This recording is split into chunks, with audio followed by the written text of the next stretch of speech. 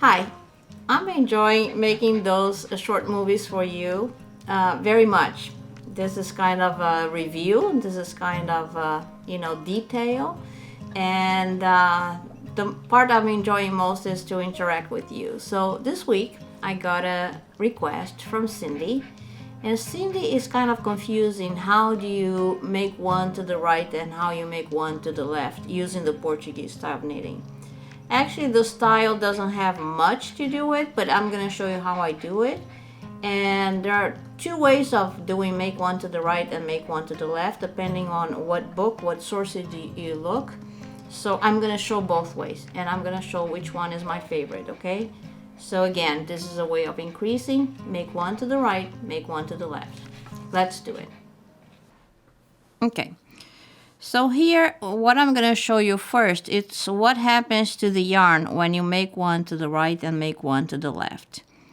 Simply demonstrating on this piece of yarn here, when you make one to the right, you are making a loop and you are putting the right leg of the loop in front.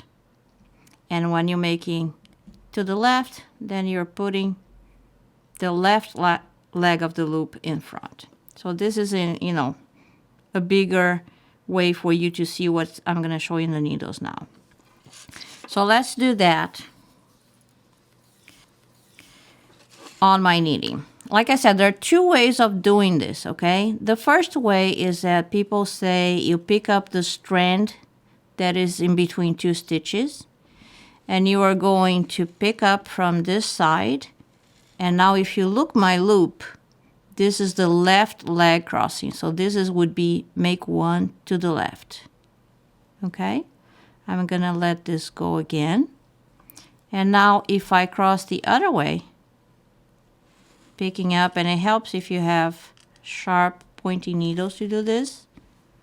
See, I pick up the strand and I twist it.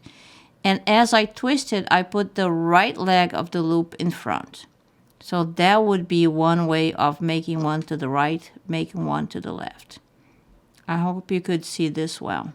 Okay, again, you pick up the strand and you either twist with the right leg in front or you twist with the left leg in front. Okay, you would put this on the left hand needle and you would purl or knit. In this case, I'm purling. That's your increase, and you keep going. All right?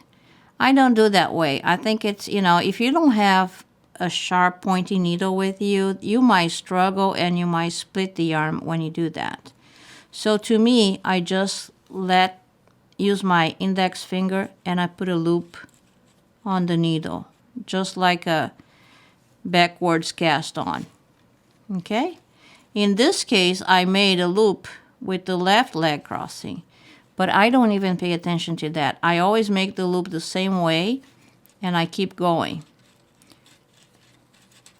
All right, when I come around and I work on this loop again, it's just like if I had, let me go back here.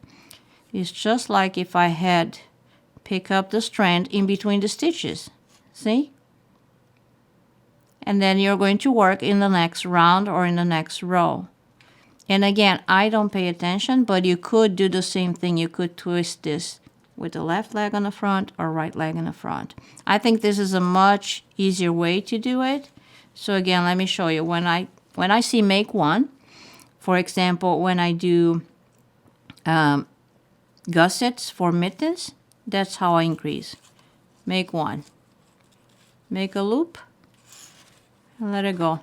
That's it. It's way simpler and less chance of splitting the yarn or, fussing around.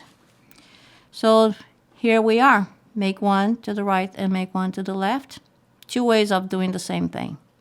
I hope you enjoyed that increase. If you're interested in the pins that I use during class and for more like patterns and necklaces and other items, please refer to my website, AndreaWongKnits.com. There you're going to find all you need for Portuguese style knitting.